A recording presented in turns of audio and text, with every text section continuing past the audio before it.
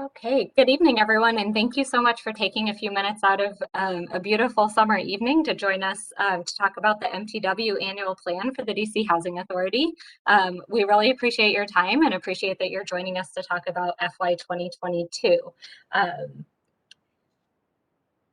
Today, we'll talk about a few housekeeping items, and then we'll move into a small overview of what the MTW program is. And then we'll talk about the annual plan for FY 2022, and we'll end with a few logistics. The first thing I actually want to note is that, of course, as you may know, since we're on Facebook Live, we are recording this session, but it will be available on Facebook and also our website after our presentation. The second thing I want to talk about is questions. If you have questions throughout the presentation, please add them to the Facebook Live comments during the meeting. We'll respond to all of the MTW questions by posting FAQs on our website, and the link is listed here. We'll do that by the end of this week. We look forward to receiving your questions and discussing our plan further with you. Our announcement today is that we have amended the plan slightly. It looks like a lot with the 3 different sections, but that's just to help you find the changes in the plan. As some of you know, it's a large document. So those are the sections you can find the change. But basically what we did was we added 3 mixed finance properties to just give us a little bit more flexibility to rehab units in some 20-year-old buildings. The properties that we added were Glencrest, Triangle View, and Capitol Gateway Senior and Family. As part of this change, we extended the public comment period through Monday, June 28th. And that's to make sure that all of you in the public have ample opportunity to participate and let us know your thoughts about this change and, of course, the MTW plan as a whole. With that, the comments, as I just mentioned, will be accepted through Monday, June 28th.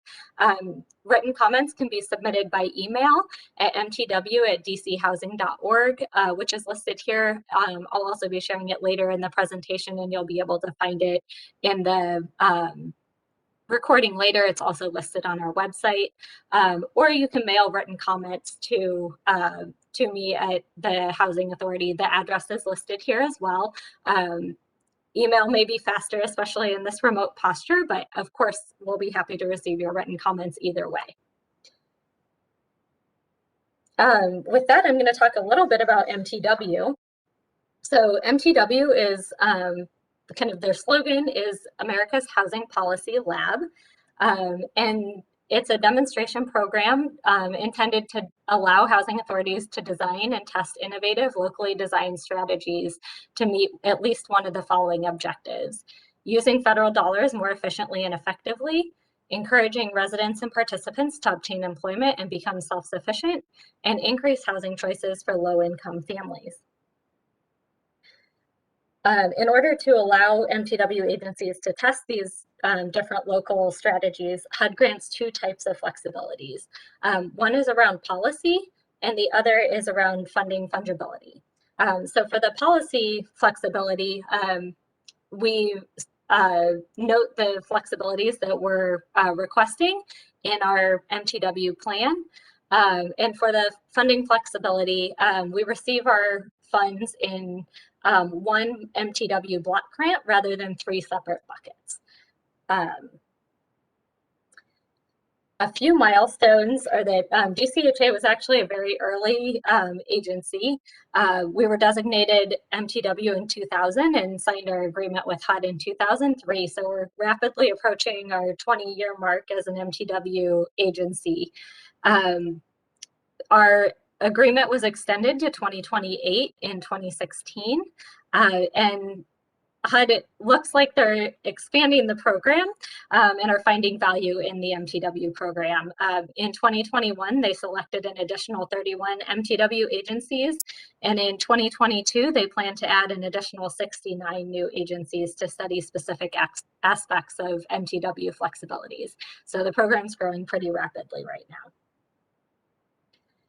The MTW annual plan is required of every MTW agency, and it's something we submit to HUD. It includes 4 types of information. So it always includes basic agency data, information about our ongoing activities, what activities we propose to add, and some information about our budget. There is a prescribed planning process for public and stakeholder input and engagement. This is our annual plan, and as a public agency, we do want to make sure that we are serving the public in the best way possible. So as part of that, it's important that we gather public input.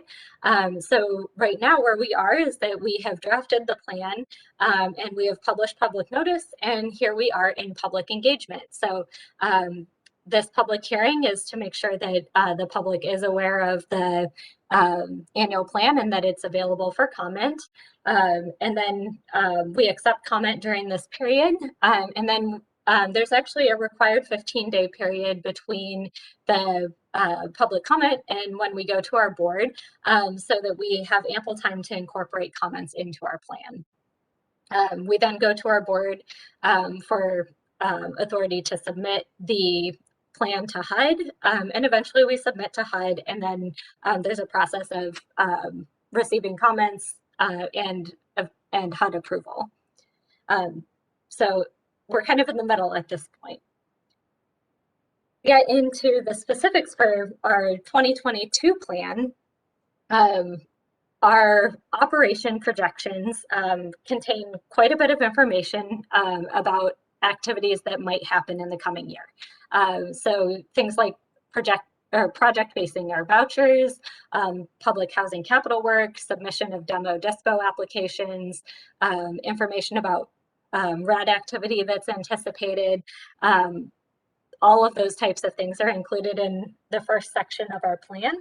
And our housing authority's focus this year was really on preparing to implement the transformation plan. So we want to make sure that we have the flexibility to implement the transformation plan to ensure that our housing stock is in great condition and is viable for the future, and to make sure that we are serving our residents going forward. The second section is about ongoing activities or initiatives. Right now we have 19 ongoing initiatives, and in this year's plan we are not proposing any significant changes. So the initiatives that you already know about and are out there are planned to continue without any major changes. A few examples are listed in the bullets, but to give you a little bit more detail, we, for example, have our Pathways to Self-Sufficiency, which includes both our FSS programs and our ATP programs. So in FSS, we've expanded FSS to include voucher and public housing participants, and they have pathways that they can participate in and participate with escrow accounts as well, as they're working towards goals such as education, employment, and homeownership. Our newest initiative is, or one of our newest initiatives from last year, are virtual HQS inspections. So allowing us the opportunity to continue doing virtual inspections when that makes sense, even after COVID ends. We have no new initiatives proposed for FY2022.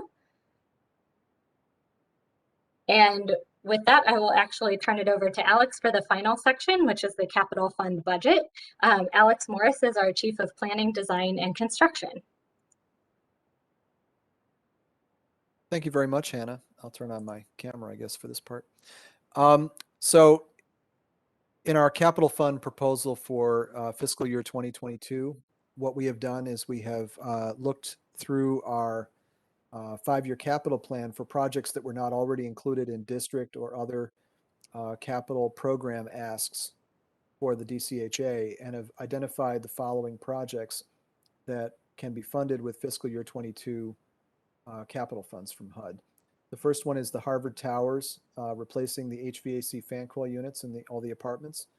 It has a budgeted value of $579,000. Those units are over 20 years old and need to be replaced in order to provide reliable heat and air conditioning down the road. Same thing for Regency House. Regency House is a slightly smaller unit count, and so the budget for that project is $480,000. Similarly, for the Sibley Senior Building, we're also looking at a replacement of the fan coil units there for a budgeted amount of $672,000. Other projects we're looking at Regency House, the window replacement.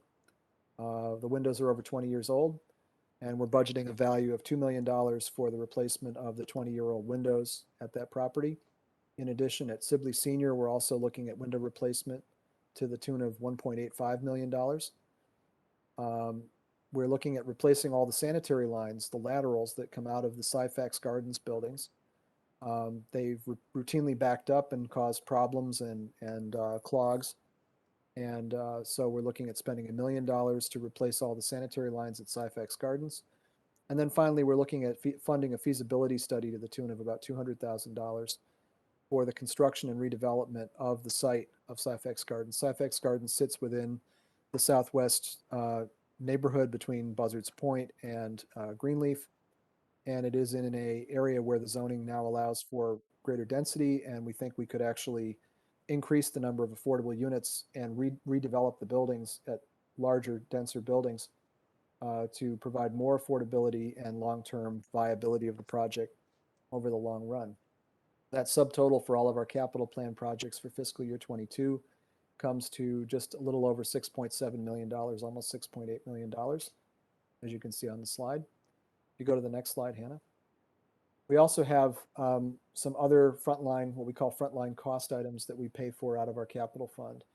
Blueprints, design fees and inspection fees, $250,000. Repairs and upgrades, we always put some money aside for rainy day. This is in case anything goes down on an emergency basis. We have $150,000 budgeted for emergency repairs. $75,000 to continually upgrade our CCTV security camera system. $300,000 to fund some of the cost of our inspection crew in the Office of Capital Programs, who do the review and inspections of the work in the field. And then finally, we put aside a budget for resident relocation related to any and all of the activities above, in addition to any other activities for which we don't get tenant relocation vouchers. $1.252 million for that, for a total grant value between the two. This is adding the $6.7 million from the prior line. So this is a total grant value of $8.808 million for our capital fund plan for 22. That's it. Thank you. Hannah, I'll turn it back to you. Thank you very much, Alex. I appreciate it. I would like to end with a few important dates and logistics. So today we are here at the public hearing on June 8th. The public comment period has been extended and is now ending June 28th. So please submit your comments to us by email or mail by that date. And we will be going to the Board of Commissioners meeting on July 14th and finally submitting our plan to HUD on July 15th. This is just a reminder on both your questions and your comments. So if you do have questions, please do go ahead and put those into the Facebook comments so that we can respond to those questions this week. And you'll find the responses to your questions on our website at the link listed for dchousing.org/MTW2. And then comments, please do submit those by June 28th. And you can email those to mtw@dchousing.org or mail them to the address listed. Again, that information is on this recording and it's also available on our website. thank you again for joining us on this beautiful evening, and we really appreciate your time. I am just going to pull up a slide with some more links about MTW. If you're interested in MTW, you're more than welcome to follow any of these links as well. Thank you again, and enjoy your evening.